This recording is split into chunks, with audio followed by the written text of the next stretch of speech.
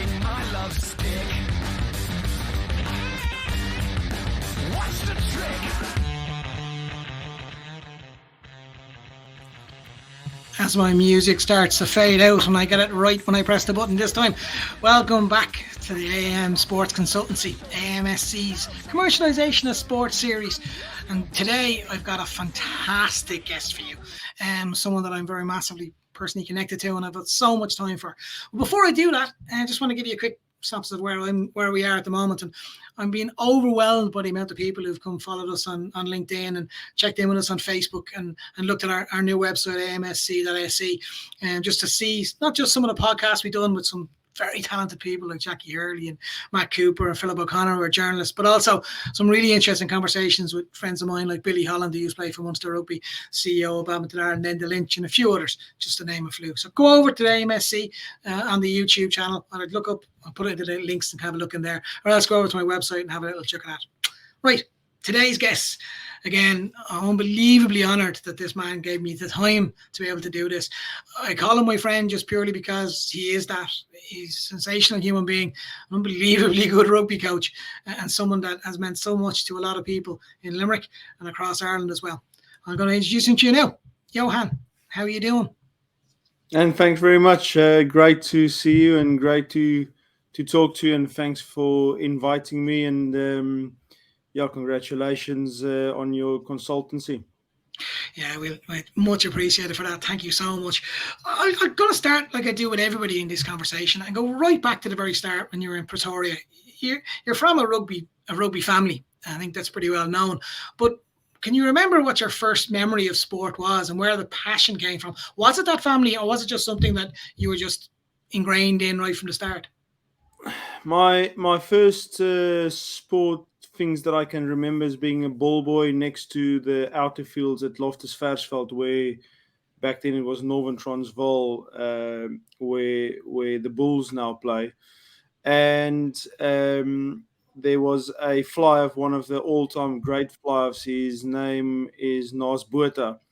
And I remember when I was around 5 years old, he gave me my first pair of boots. Now, I've got to explain why that is so significant. In South Africa, we play barefoot till we're 13 years old.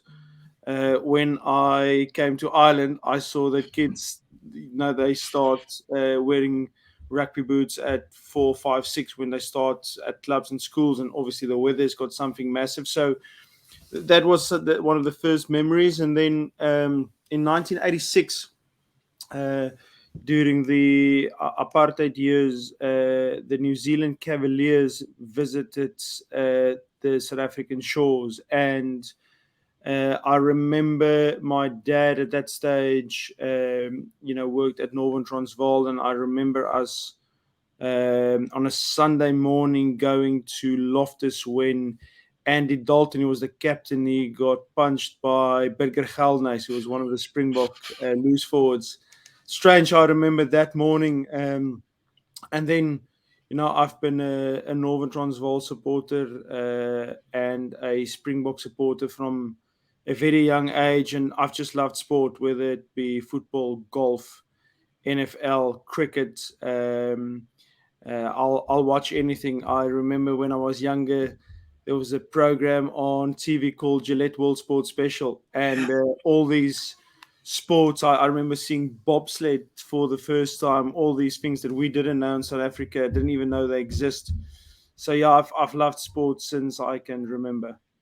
And I think for me, it was interesting you said that. You remember the punch. I remember the first game my father brought me to was Munster played Australia when Australia just won the World Cup in Musgrave Park. And I remember vividly back in the day where my dad and my friend, me and my friend would have gone, my dad and my friend's father would have gone, and they'd have left me at the edge of the stand and said, we'll meet you back here at the end of the game. We'd have been around 7. And I remember we just ran and we went underneath someone's feet, so we got to look right in front of it. And I remember vividly Peter Clousey punching, I think it was Mick Galway or Peter Clousey, pretty sure it was Clousey, punched the Australian captain in the face. And I remember it was the first time I saw physical violence. And I remember thinking this was amazing that this was allowed. And I still remember vividly. Don't remember the game other than that one moment that kind of stuck in the back of your head.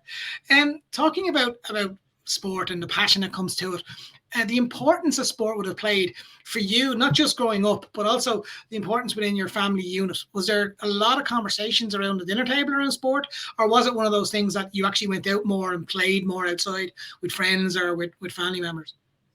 That's a very good question. I'd like to think both. Firstly, my dad was in sports since since I can remember, and he's still in sport.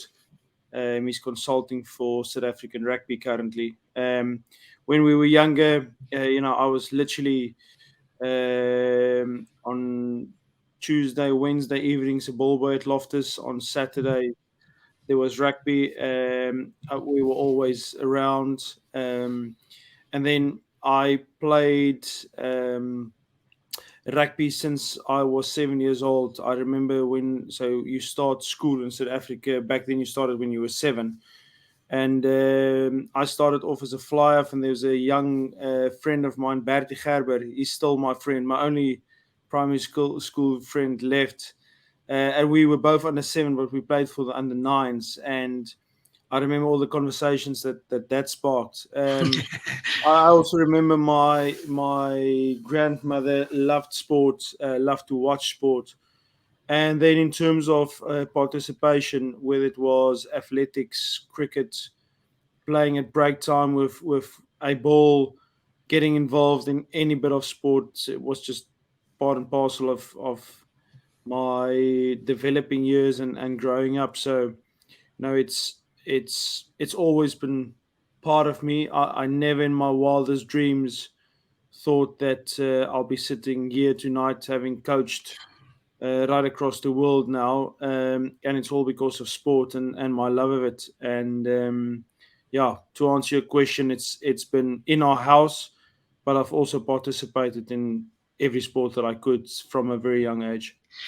And also, then moving into your professional age, you mentioned there that you would never have imagined that you'd have coached in Ireland or a coach in England or coach obviously the Springboks across the board, and also what you did then back with the Blue Bulls. But did you always feel growing up that sport was where you wanted to see yourself professionally, or was it a case of that you just found yourself in the right place at the right time, development wise? I'd say I always dreamed to play for South Africa. I always wanted to be a Springbok. I definitely had playing for the Bulls in my sight. And when I went through high school, you start thinking, okay, what are you going to do, and how are you going to be as a young person. And I remember when I was 18 years old, a gentleman called Robert Denton, he unfortunately passed away about a year ago. It was a Sunday evening. He sat at our house and he asked me, "What are you doing next year?" And I said, "No, I think I'm going to study." And I was going to play some rugby. And he said, "Well, what else would you want to do?" I said, "No, I was thinking of going to the United States and play there for a year." And he said, "Well, why don't you?" And I said, "I don't know." And literally a week later, I was in the United States, and I played rugby there for the Dallas Harlequins for a year and made some fantastic friends and memories. Back to the let's call it my job. I've never worked a day in my life. It's absolutely my passion. I love getting up every day. Sport, it's so different. You never know what you're going to get. And I think the thing that's incredible about sport is, number one, the people that you do it with. And that's why I love rugby, because firstly, it's a game for all shapes and sizes. Anybody in the whole world can play it, but it's a game of respect. Um, it's a game of honor. It's a game of, let's we call it, one of the last gladiator sports remaining.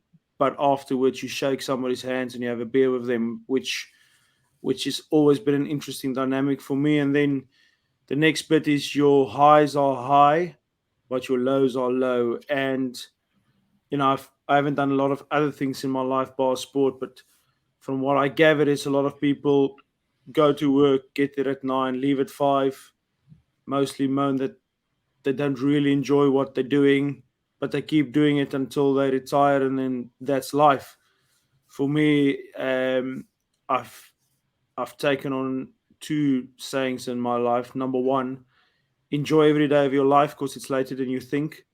Because the only thing we have is today. So why would I be doing something that I don't love and I don't have a passion for? And number two, the best is yet to come. And now I've made a very simple sum. I'm a man for numbers.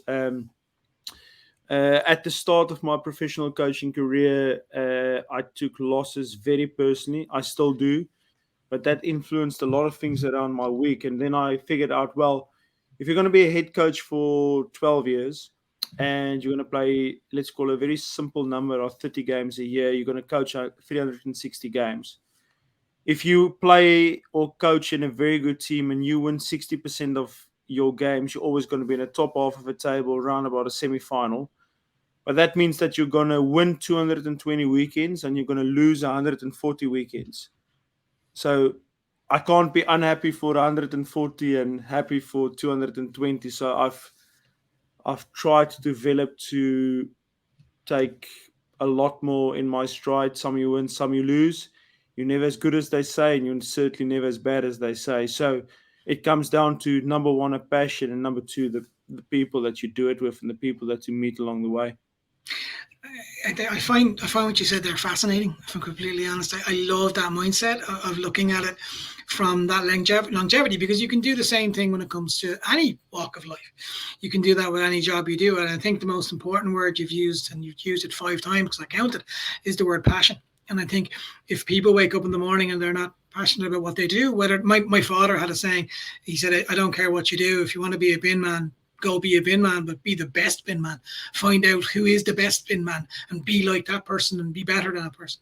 And I think that's a really, really good mindset to look at, like what you just said there about having that passion and understanding it.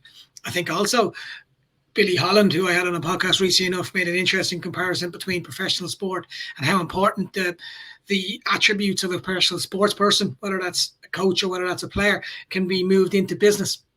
Where he was speaking about how it was very difficult once he finished professional rugby to understand the kind of the development that you would have going into the week, and everything's educated towards the week of the game. And then in work, it's a 9 to 5 role where maybe, as you said, people are saving money for a holiday or they're saving money to make retirement.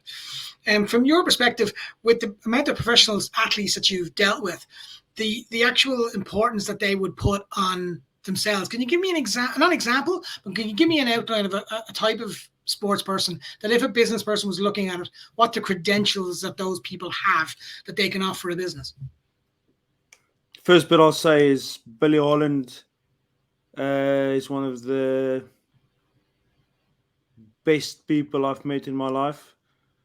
Coming to Munster, a guy that by his own acknowledgement never was the most talented, but he became the most talented in what he did because he worked so hard at it.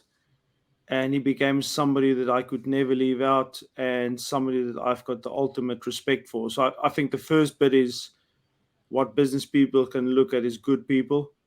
I've got a saying, find the man and then you give him a job. Because whatever job you give him, find the right person. For me, and I've narrowed it down to 3 things for myself because of the person who I am, and I took some time to figure myself out. So if I were to speak about me and then answer your question, what would I advise people what to look for? I think number one is grace. I'm a man of God, and I don't expect everybody to be the person that I am. But what I mean by grace is humble people that know life, work, your passion is it's more than just you. It's actually not about you. It's how can you make a difference to others. Nobody can operate alone. So that's the first bit. I'll say grace. The second bit is hard work. I've found in my life whether it's somebody with the most amount of talent or somebody with the least amount of talent. Hard work will always be talent unless talent works. And the third one is an interesting one. It's luck. And I think luck, what does that mean? Being at the right place at the right time. The but around it is a lot of people who get opportunities in life that don't take it. So the luck, but when that opportunity arises, you've got to be at the right time, at the right place, but you've also got to take that opportunity. And I think between those three things, between grace, hard work, and luck, somewhere in the middle, you'll find somebody pretty special that are good at what they do, that will add value, that will look after others, and that will chase their passion. Because ultimately, as we said, otherwise, why are we doing it? So I'll stick with those three. Yeah, I agree with you on all three. I especially think the luck part is really interesting, because I hear people say you make your own luck, and I think what happens then is, and you outlined it just there, is when it comes to luck, it's people actually taking the opportunity. So the luck was getting the opportunity. It's up to you now whether you go and do that. And again, that's the same whether you're in a sales job or whether you're in a rugby environment or a sporting environment, which I find interesting. I just go back a couple of minutes where you spoke about the difficulty you found at the start when it came to winning games and losing games, and the toll it might have taken, let's say, on your friends or your family. For your perspective, is that something that when you're coaching players now, that it's very important for them to understand that going forward? Because a lot of the players who might be watching this podcast may look at it and go, it's everything is about playing on a Saturday or the game on a Saturday. From a coach's perspective, and again, you can outline this across many industries, is it that important for you to make sure that they understand that Monday morning the sun comes up, basically? So there was a day in 2003, and when I started, I started with coaching and technical analysis, and I was involved in 3 different teams. I also still played. So my high school team, which is very deep to my heart, which I've coached, lost on that day. The university team lost, University of Pretoria, of which I was the captain of, and the Blue Bulls lost, which I worked at. And I remember that evening, 3 teams losing in one day. I said to Melissa, my wife, look, she was my girlfriend back then. I think it's better that I, drop you at home tonight and I just be alone. And I remember the learnings I took after that. That's, you're not in this alone. You've got now 20 years later, a wife with 3 kids. You've got a family. You've got friends. That life is not only about that 80 minutes in my job or in somebody else's job. They land a deal or whatever that might be. And I think I said earlier that I'm a lot more comfortable with myself now. I think my advice, or not advice, learning that I had is you've got to know who you are. And once you figure out that you are not the result is just something that you do. It's your passion, but that doesn't mean that if you lose, you're a zero, and when you win, you're a hero. And it took me some time to figure that out, because what does the world tell us? The world tell us that you've got to always win, and we only love winners.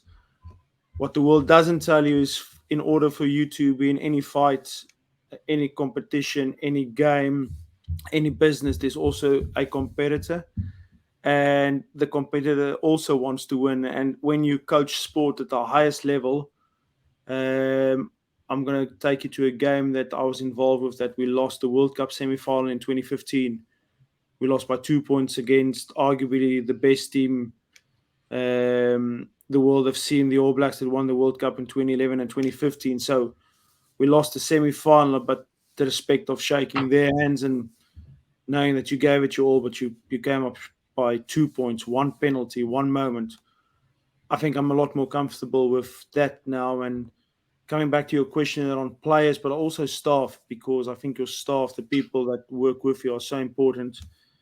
Balance is massive. And I've got a saying at Bath, I've had it at Munster as well, is family first always. So, in a lot of workspaces, something happens, you've got to ask somebody, can I go somewhere? My kid is sick. Can I get leave? For me, it's no, you just go, because your family is the most important. And the team knows at Bath, the team knew at Munster, the team knew at the Springboks. And I was part of a very closely knit Bulls family. That family comes first. So, yes, our job, our passion, our work, call it whatever you like, is very important. But your family, your friends are much more important. And I'm looking for people with balance. You know, we don't work with robots. We don't work with players. We don't work with coaches. We work with people. And if you look at a human being in the most simplest form, is we want to be happy. We're much better when we smile. We're much better when we get love, but also when we give love. So I'd like to work with people that have got that balance. And, you know, I'd also like to share a passion with people that want the same as me. So if my fellow coaches, not we're definitely not all the same, but if we all want the same thing, and I know that he's going to give it his all, but if I need to step back for the weekend or a day because of my two boys, my little girl, my wife, that's okay, and that's cool with everybody. Yes, that's a place that I'd want to be associated with. And now, going back to Munster, to give an example, that's one of the things that attracted me from Munster rugby. It's the people, and it was the feeling of community. And if you look at the five values of Munster rugby, you know, whatever they use at this stage, that's one of the things that caught me, is that sense of community. And some of the best people I've met, Gareth Fitzgerald, that you know, both of our CEO many years ago, that passed away. He was somebody that drove that, and there's so many people still left at Munster doing that. And the example of, I want to work with people like that, and I want to be associated with that. And the last bit, you know, you've got two big days in your life. The day, in my view, the day that you get married, because most of the time it's all the people you want there you invite. And the second bit, you're not there, is the day that you die, but all the people that carefully actually come there. And I've seen a few funerals where you can exactly see what type of person that person was, because of the people that he or she surrounded themselves with. And yeah, I'd hope that the day that I pass away, whether it's today or tomorrow, in how many years' time, that there'll be good people coming, and that, you know, the legacy that I could potentially leave is I've made a difference, and there's good people that I've shared life with. So Yeah, that's what I would answer. yeah, I think good people surround themselves with good people, and good people migrate to good people. If I'm being completely honest, and uh, I think it's a fantastic conversation where you mentioned the late Gareth Fitzgerald, who is just an icon of not just Munster rugby, but Irish rugby and Irish sport, and a sensational human being. We could probably do a podcast on its own just about some of Gareth's stories, but just moving on to the last little bit that I wanted to talk about, which was, you mentioned there about the importance with family and the importance of balance and the importance of all those things. But for me, a lot about sport is about moments. And then may not necessarily be moments on the field. Like they may not be the moment where such and such scored a try that won the game and everyone's jumping around the place and is delighted. But in fact, the moments that a lot of brands need to look at is the feeling it gives the people in the stands, or the people that are surrounded you by, or people that are close to you. Based on that, do you have one specific moment in your rugby career that stands out more than anything else? As I was explaining that came straight to your head, and you went, "Yeah, do you know what? I remember that moment when I was surrounded by whoever that may be." Is there anything that stands out to you? Yeah, there's a few. The first thing I'll say from a bigger perspective is, I was with the South African national team, the Springboks, for 6 years, and uh, did the attack and did the forwards. And we, as the forwards, became a very tight unit. And one of the one of the things that I brought to the team is just saying, memories is all we have. I've been told afterwards that it should be memories are, but we used it as memories is. And that's saying, a lot of guys I've coached, a lot of people that I've worked with, have said what a big phrase that became, because at the end of the day, memories is all we have. So the number one moment, I'll try and give a bit of explanation to this, is obviously I'm South African and I come from South Africa, and we at the Bulls went on to do some pretty amazing stuff. And I was part of an incredible group of people. So 2002, to try and answer it in a long way, 2002, the Bulls held a record for 11 out of 11 Super Rugby losses, and I joined in the next year, 2003, and the Bulls started to win a Currie Cup in 2002, won again in 2003, won again in 2004, lost in the final in 2005, and draw the final in 2006. But to put into context, the Currie Cup is very, very important to South African rugby. But then you had Super Rugby with the New Zealanders and Australians, and at that stage, the Bulls, to even think they could win Super Rugby, it's impossible. We went on to win it in 2007. We went to win it again in 2009, and then the moment I want to explain. So the rugby bit was incredible. I can speak for days about it, but 2010, the Soccer World Cup, the Football World Cup came to South Africa, and my dad said to the team at that stage that, look, if we were in a Super Rugby semi in a final, we'll have to play away from Loftus because Loftus will host Football World Cup games. Now, we didn't know whether we were going to be in a final or a semi-final. We might play away. So the longer the season became, we remained in the first spot for the whole of Super Rugby. And then we had to play the Crusaders in the home semi-final, but now we couldn't play in our stadium.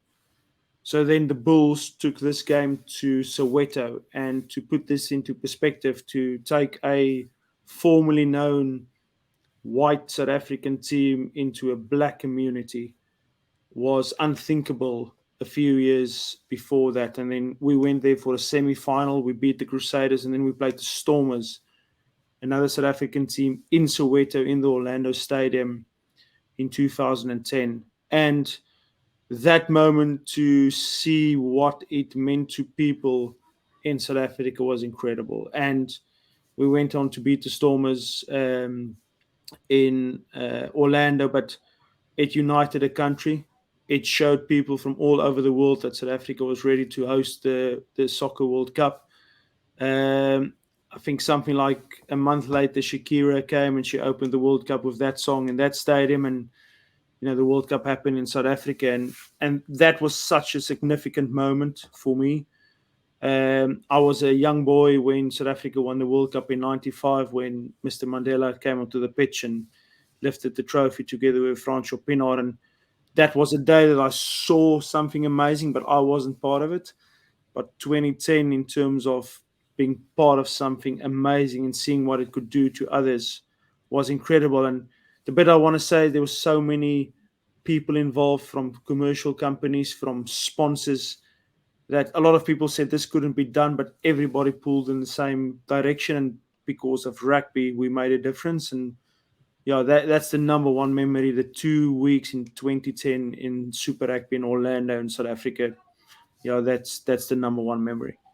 Yeah, I vividly remember watching that on TV, being blown away by everything that was going on, and understanding the importance of it, while not being, obviously, never having gone to South Africa, but understanding the importance of it and how impressive it was, just to see something like that from afar.